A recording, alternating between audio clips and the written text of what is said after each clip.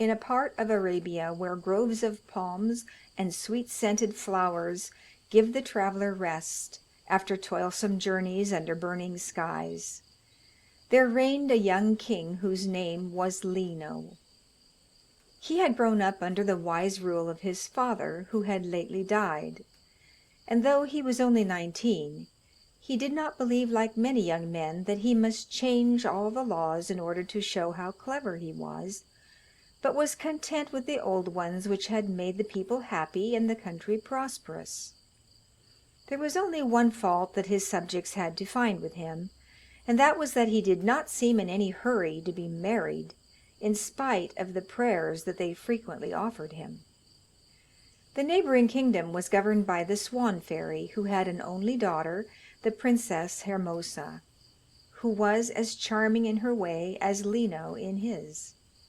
The Swan Fairy always had an ambassador at the young king's court, and on hearing the grumbles of the citizens that Lino showed no signs of taking a wife, the good man resolved that he would try his hand at match-making.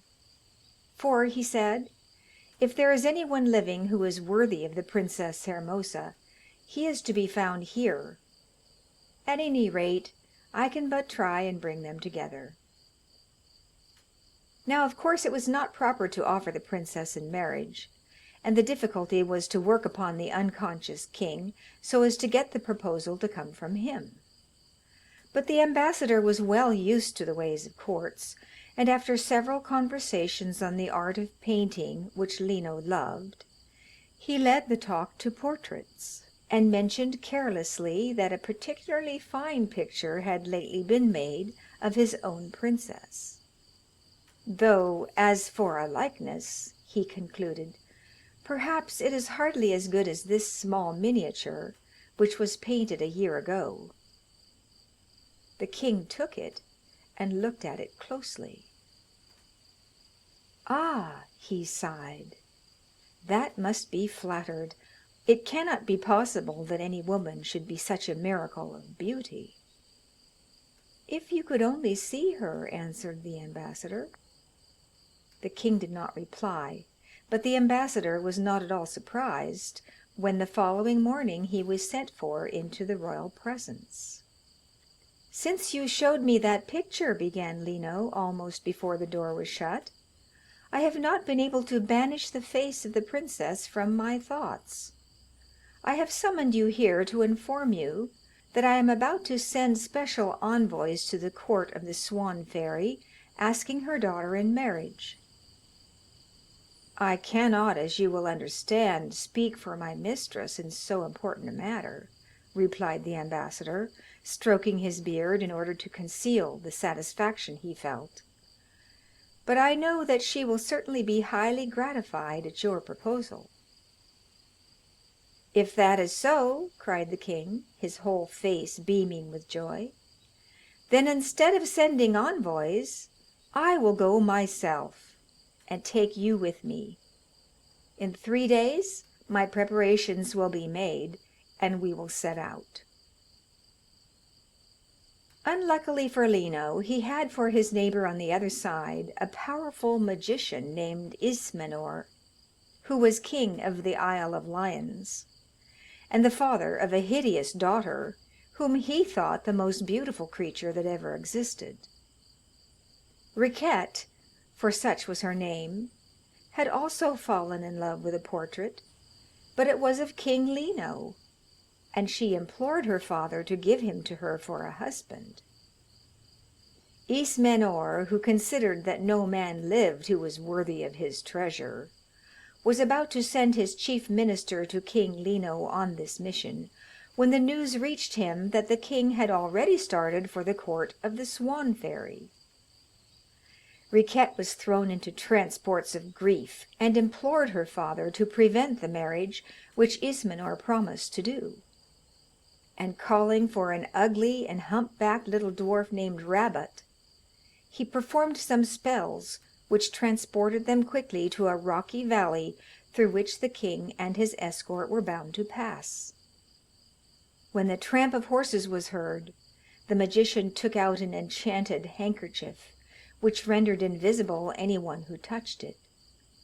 giving one end to Rabot, and holding the other himself, they walked unseen amongst the horsemen, but not a trace of Lino was to be found. And this was natural enough, because the king, tired out with the excitement and fatigue of the last few days, had bidden the heavy coaches, laden with presents for the princess, to go forwards, while he rested under the palms with a few of his friends. Here Ismenor beheld them all sound asleep, and casting a spell which prevented their waking till he wished them to do so, he stripped the king of all his clothes, and dressed him in those of Rabot, whom he touched with his ring, saying, "Take the shape of Lino until you have wedded the daughter of the Swan Fairy." And so great was the magician's power that Rabot positively believed himself to be really the king. When the groom had mounted Lino's horse and had ridden out of sight, Ismenor aroused the king, who stared with astonishment at the dirty garments in which he was dressed. But before he had time to look about him, the magician caught him up in a cloud and carried him off to his daughter. Meantime Rabot had come up with the others, who never guessed for a moment that he was not their own master. "I am hungry," said he. "Give me something to eat at once." "May it please your majesty," answered the steward, "the tents are not even set up, and it will be at least an hour before your supper is served. We thought—" "Who taught you to think?" interrupted the false king rudely. "You are nothing but a fool. Get me some horse's flesh directly. It is the best meat in the world." The steward could hardly believe his ears. King Lino, the most polite man under the sun, to speak to his faithful servant in such a manner, and to want horse's flesh too. Why, he was so delicate in his appetite that he lived mostly on fruit and cakes. Well, well, there was no knowing what people would come to, and anyhow he must obey at once if he wished to keep his head on his shoulders. Perhaps, after all, it was love which had driven him mad, and if so, by and by he might come right again. Whatever excuses his old servants might invent for their master, by the time the procession reached the Swan's fairy capital there were no more horses left, and they were forced to walk up to the palace on foot. Hiding their surprise as best they could, they begged the king to follow them, dismounting from their own horses, as he, they supposed, preferred to walk. They soon perceived the Swan Fairy and her daughter awaiting them on a low balcony, under which the king stopped. "Madam," he said, "you may be surprised that I have come to ask your daughter's hand in so unceremonious a fashion, but the journey is long, and I was hungry and ate my horse, which is the best meat in the world, and I forced my courtiers to eat theirs also. But for all that, I am a great king, and wish to be your son-in-law. And now that is settled, where is Hermosa?" "Sire," answered the queen, not a little displeased, as well as amazed at the king's manner, which was so different from anything she had been led to expect, "you possess my daughter's portrait, and it can have made but little impression on you if you don't recognize her at once." "I don't remember any portrait," replied Rabbit, "but perhaps it may be in my pocket after all." And he searched everywhere, while the ladies in waiting looked on with astonishment, but of course found nothing. When he had finished, he turned to the princess, who stood there blushing and angry, and said, If it is you whom I have come to marry, I think you are very beautiful, and I am sure if I had even seen your portrait, I should have remembered it. Let us have the wedding as soon as possible, and meantime I should like to go to sleep, for your country is very different from mine, and I can assure you that after walking over stones and sand for days and days, one needs a little rest." And without waiting for a reply, he bade one of the pages conduct him to his room, where he was soon snoring so loud that he could be heard at the other end of the town. As soon as he was out of their sight, the poor princess flung herself into her mother's arms and burst into tears. For 15 days she had had King Lino's portrait constantly before her, while a letter from their own ambassador speaking of the young man's grace and charm had never left her pocket. True, the portrait was faithful enough, but how could that fair outside contain so rough and rude a soul? Yet this even she might have forgiven, had the king shown any of the signs of love and admiration to which she had been so long accustomed. As for her mother, the poor swan fairy was so bewildered at the extraordinary manners of her new son-in-law that she was almost speechless. Matters were in this state when King Lino's chamberlain begged for a private audience of her majesty, and no sooner were they alone than he told her that he feared that his master had suddenly gone mad, or had fallen under the spell of some magician. "I had been lost in astonishment before," said he, "but now that he has failed to recognize the princess, and no longer possesses her portrait, which he never would part from for a single instant, my amazement knows no bounds. Perhaps, madam, your fairy gifts may be able to discover the reason of this change in one whose courtesy was the talk of the kingdom." And with a low bow he took his departure. The queen stood where the chamberlain left her, thinking deeply.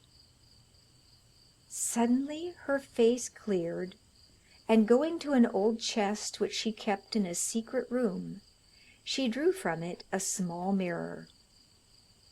In this mirror she could see faithfully reflected whatever she wished, and at this moment she desired above all things to behold King Lino as he really was.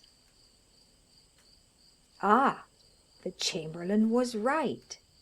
It was not he who was lying on his bed snoring till the whole palace shook beneath him.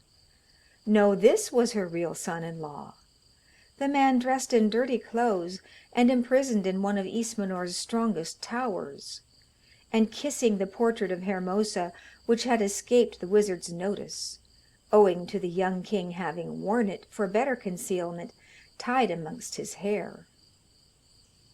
Calling hastily to her daughter, she bade her also look, and Hermosa had the pleasure of gazing on Lino, who was behaving exactly as she could have wished.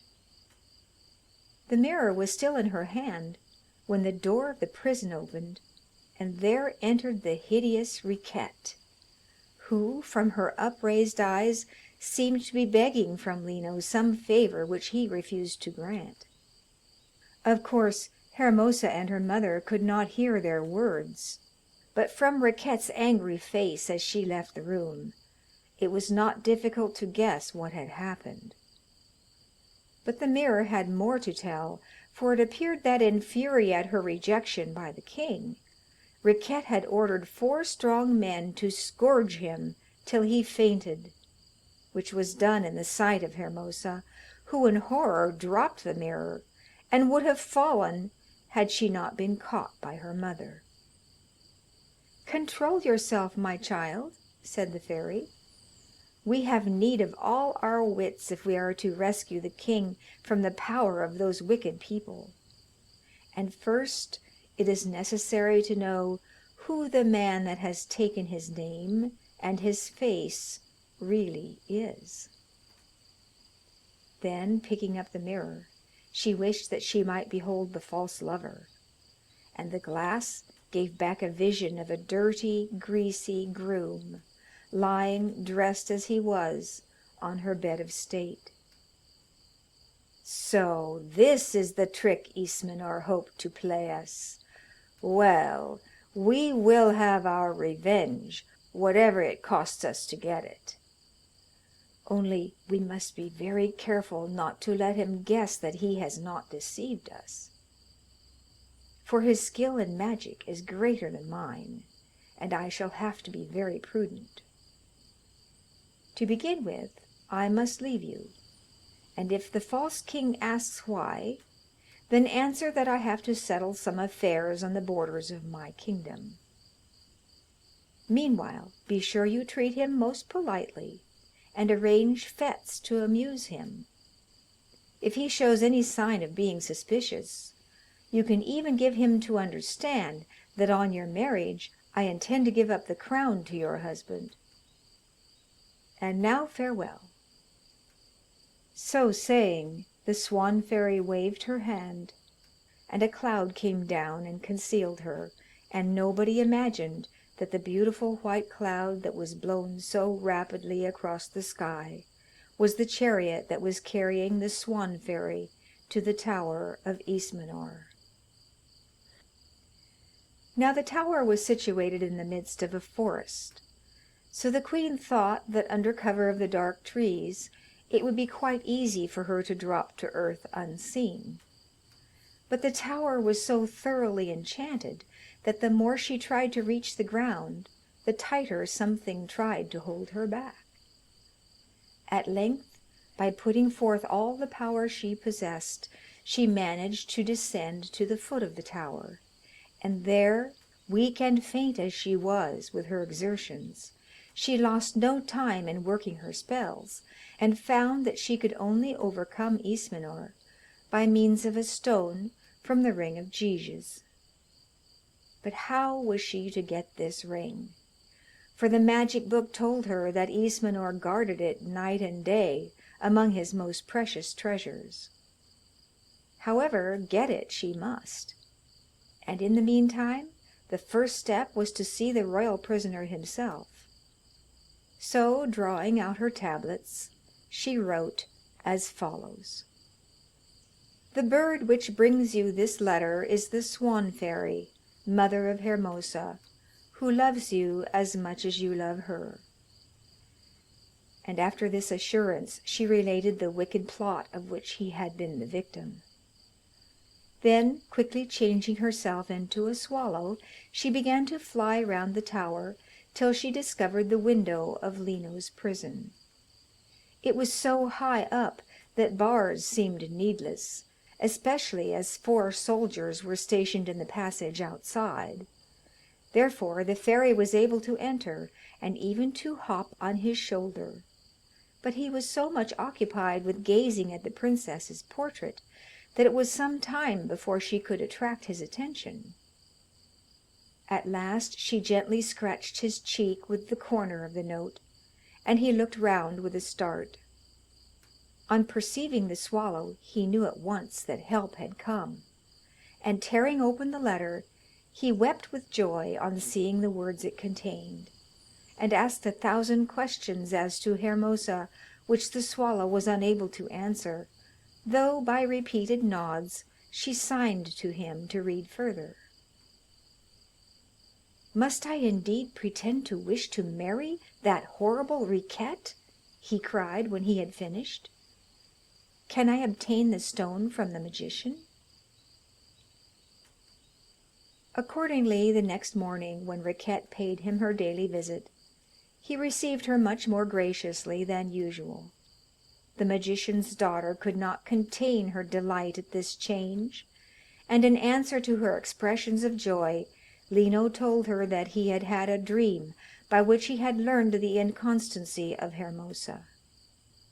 Also that a fairy had appeared and informed him that if he wished to break the bonds which bound him to the faithless princess and transfer his affections to the daughter of Ismenor, he must have in his possession for a day and a night a stone from the ring of Giges, now in the possession of the magician. This news so enchanted Riquette that she flung her arms round the king's neck and embraced him tenderly, greatly to his disgust, as he would infinitely have preferred the sticks of the soldiers. However, there was no help for it, and he did his best to seem pleased, till Riquette relieved him by announcing that she must lose no time in asking her father and obtaining from him the precious stone. His daughter's request came as a great surprise to Ismenor, whose suspicions were instantly excited. But think as he would, he could not see any means by which the king, so closely guarded, might have held communication with the Swan fairy. Still, he would do nothing hastily, and hiding his dismay, he told Riquette that his only wish was to make her happy, and that as she wished so much for the stone, he would fetch it for her. Then he went into the closet where all his spells were worked, and in a short time he discovered that his enemy, the Swan fairy, was at that moment inside his palace. "So that is it," he said, smiling grimly. "Well, she shall have a stone by all means, but a stone that will turn everyone who touches it into marble." And placing a small ruby in a box, he returned to his daughter. "Here is the talisman which will gain you the love of King Lino," he said, "but be sure you give him the box unopened, or else the stone will lose all its virtue." With a cry of joy, Riquette snatched the box from his hands, and ran off to the prison, followed by her father, who, holding tightly the enchanted handkerchief, was able unseen to watch the working of the spell. As he expected, at the foot of the tower stood the Swan fairy, who had had the imprudence to appear in her natural shape, waiting for the stone which the prince was to throw to her. Eagerly she caught the box as it fell from the prince's hands, but no sooner had her fingers touched the ruby than a curious hardening came over her. Her limbs stiffened, and her tongue could hardly utter the words, "We are betrayed." "Yes, you are betrayed," cried Ismenor in a terrible voice. "And you," he continued, dragging the king to the window, "you shall turn into a parrot, and a parrot you will remain until you can persuade Hermosa to crush in your head." He had hardly finished before a blue parrot flew out into the forest, and the magician, mounting in his winged chariot, set off for the Isle of Swans, where he changed everybody into statues, exactly in the positions in which he found them, not even excepting Rabot himself. Only Hermosa was spared, and her he ordered to get into his chariot beside him. In a few minutes he reached the Forest of Wonders, when the magician got down and dragged the unhappy princess out after him. "I have changed your mother into a stone, and your lover into a parrot," said he, "and you are to become a tree, and a tree you will remain until you have crushed the head of the person you love best in the world. But I will leave you your mind and memory, that your tortures may be increased 1,000-fold." Great magician as he was, Ismenor could not have invented a more terrible fate had he tried for 100 years. The hours passed wearily by for the poor princess, who longed for a woodcutter's axe to put an end to her misery.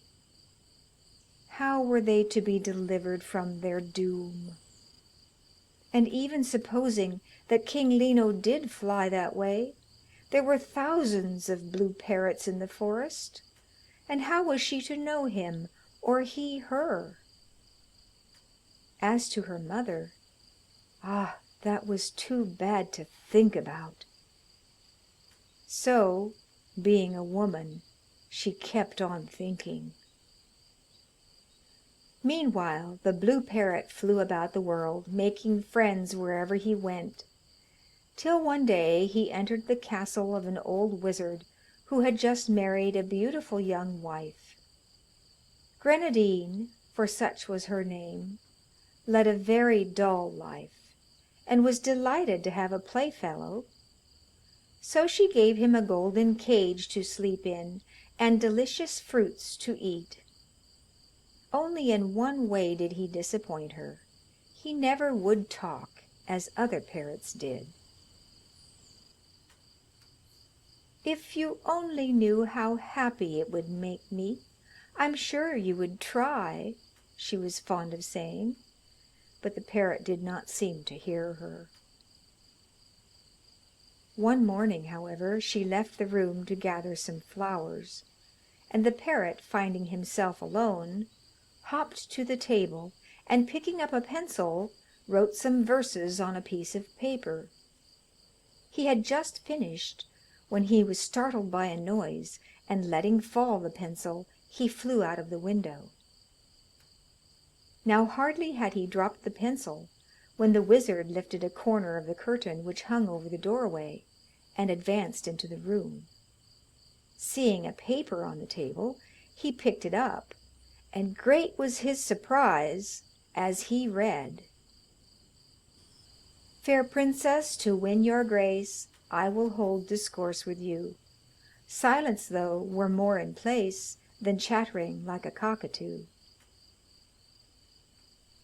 "I half suspected it was enchanted," murmured the wizard to himself, and he fetched his books and searched them, and found that instead of being a parrot, the bird was really a king who had fallen under the wrath of a magician, and that magician the man whom the wizard hated most in the world.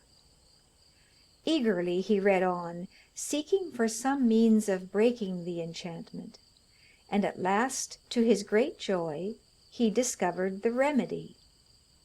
Then he hurried to his wife, who was lying on some cushions under the tree on which the parrot had perched, and informed her that her favourite was really the king of a great country, and that if she would whistle for the bird, they would all go together to a certain spot in the Forest of Marvels, where I will restore him to his own shape. Only you must not be afraid or cry out, whatever I do," added he, "or everything will be spoilt." The wizard's wife jumped up in an instant, so delighted was she, and began to whistle the song that the parrot loved. But as he did not wish it to be known that he had been listening to the conversation, he waited until she had turned her back, when he flew down the tree and alighted on her shoulder. Then they got into a golden boat, which carried them to a clearing in the forest, where 3 tall trees stood by themselves. "I want these trees for my magic fire," he said to his wife. "Put the parrot on that branch, he will be quite safe, and go yourself to a little distance. If you stay too near, you may get your head crushed in their fall." At these words the parrot suddenly remembered the prophecy of Ismenor, and held himself ready, his heart beating at the thought that in one of those trees he beheld Hermosa. Meanwhile the magician took a spade and loosened the earth of the roots of the 3 trees, so that they might fall all together. Directly the parrot observed them totter, he spread his wings and flew right under the middle one, which was the most beautiful of the 3. There was a crash, then Lino and Hermosa stood facing each other, clasped hand in hand. After the first few moments, the princess's thoughts turned to her mother, and falling at the feet of the magician, who was smiling with delight at the success of his plan, she implored him to help them once more, and to give the Swan fairy back her proper shape. "That is not so easy," said he, "but I will try what I can do." And transporting himself to his palace to obtain a little bottle of poisoned water, he waited till nightfall, and started at once for Ismenor's tower. Of course, had Ismenor consulted his books, he would have seen what his enemy was doing. He might have protected himself, but he had been eating and drinking too much, and had gone to bed sleeping heavily. Changing himself into a bat, the magician flew into the room, and hiding himself in the curtains, he poured all the liquid over Ismenor's face, so that he died without a groan. At the same instant the Swan fairy became a woman again, for no magician, however powerful, can work spells which last beyond his own life. So when the Swan fairy returned to her capital, she found all her courtiers waiting at the gate to receive her, and in their midst, beaming with happiness, Hermosa and King Lino. Standing behind them, though a long way off, was Rabot, but his dirty clothes had given place to clean ones when his earnest desire was granted and the princess had made him head of her stables. And here we must bid them all farewell, feeling sure they will have many years of happiness before them after the terrible trials through which they have passed.